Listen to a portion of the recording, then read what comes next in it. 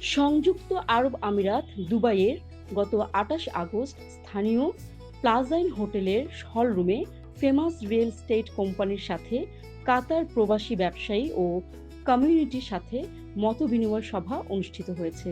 অনুষ্ঠানের সভাপতিত্ব করেন ফেমাস রিয়েল এস্টেট এর সিইও চৌধুরী বোরহান ও কোম্পানির ম্যানেজার রবিউল হোসেন।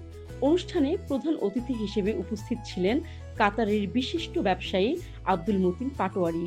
বিশেষ অতিথি হিসেবে উপস্থিত ছিলেন লক্ষ্মীপুর জেলা সমিতি দোহা কাতারের সভাপতি Mohammad Baharuddin.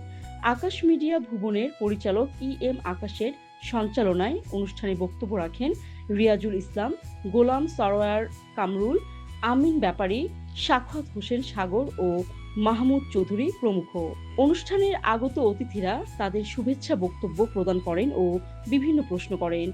Famous real estate এর সিইও চৌধুরী বোরহান প্রবাসী ব্যবসায়ীদের সকল প্রশ্নের উত্তর দেন। সংযুক্ত আরব আমিরাত ও কাতার প্রবাসী বাংলাদেশিদের মধ্যে রিয়েল এস্টেট ব্যবসাকে প্রসারিত করার লক্ষ্যে এই মতবিনিময় সভার আয়োজন করা হয়েছে।